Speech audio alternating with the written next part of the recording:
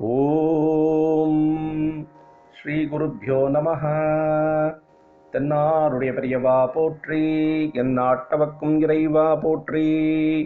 சர்வஜ்ஞா சர்வவ்யாபி பெரியவா சரணம். மாயப்பிறப்பருக்கும் மகா பெரியவாடி போற்றி.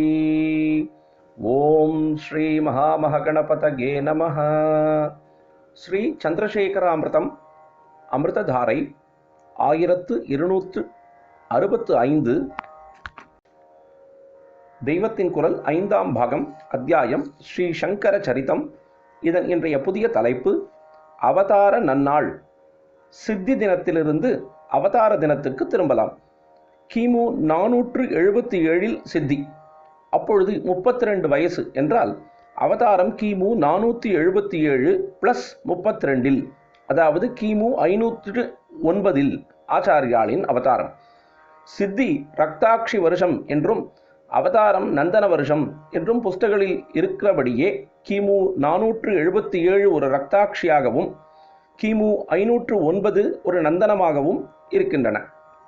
தற்போது நடக்கிற 60 வருஷ சைக்கிளில் இந்த ரக்தாட்சி நந்தன வருஷங்கள் வருவது கிறிஸ்து சகாப்தத்தின் படி எந்தெந்த வருஷம் என்று பார்த்து 60 பின்னால் தள்ளி கணக்கு போட்டு பார்த்தீர்களானால் தெரியும். ஒருவர் பிறக்கும் மாசம், பக்ஷம், திதி ஆகியவற்றை கடப்பயாதி சங்கையில் குறிப்பிட்டே அவருக்கு நாமகரணம் செய்வதாக மலையாளத்தில் ஒரு வழக்கம் உண்டு.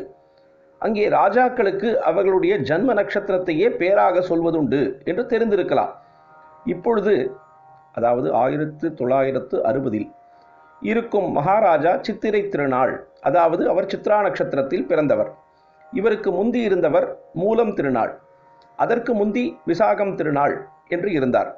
சுவாதி திருநாள் பெயர் செம்மங்குடி ஸ்ரீனிவாச ஐயரால் எல்லோருக்கும் தெரிந்தது. அவர் சுவாதி நட்சத்திரத்தில் பிறந்தவர்.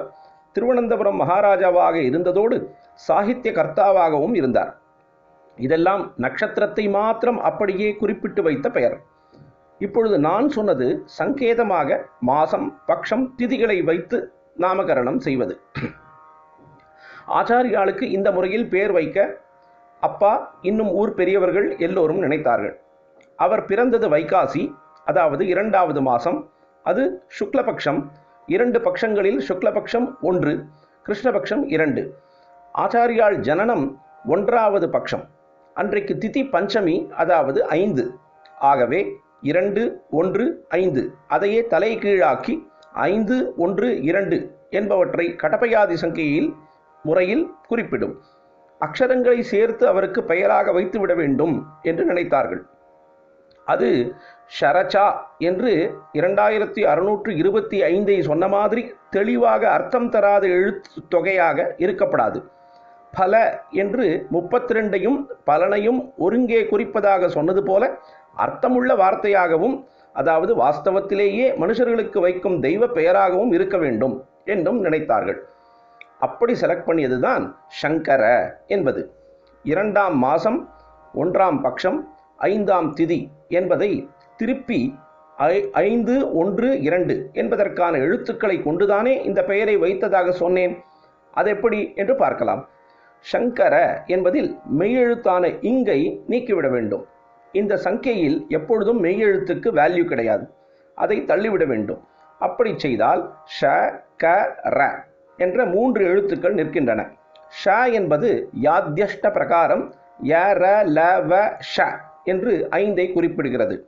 ஆகவே பஞ்சமி திதி க என்பது காதி நவவில் 1வது எழுத்து, அதாவது அது 1வது பட்சமான சுக்லபக்ஷத்தை காட்டுவது. ர என்பது யாத்யஷ்ட பிரகாரம் ய, ர என்பதாக 2, அதுதான் 2வது மாசமான வைகாசி. பரமேஸ்வரன் இப்படி ஒரு சமயத்தில் போய் பிறந்தாலே தான் லோக சங்கரராக விளங்கப் போவதற்கு பொருத்தமாக பேர் வைப்பார்கள் என்று திட்டம் போட்டே அவதார தினத்தை அமைத்து கொண்டிருக்கிறான்.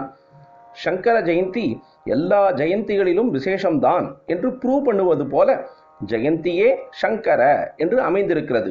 சங்கர ஜெயந்தி, ஜெயந்தியே சங்கர. அமிர்தம் தொடர்ந்து பொழியும். பிரதோஷ சங்கர, பிரத்யக்ஷ சங்கர. தென்னாருடைய பெரியவா போற்றி, எந்நாட்டவர்க்கும் இறைவா போற்றி. சர்வஜ்ஞா சர்வவ்யாபி பெரியவா சரணம். மாயப்பிறப்பருக்கும் மகா பெரியவாடி போற்றி.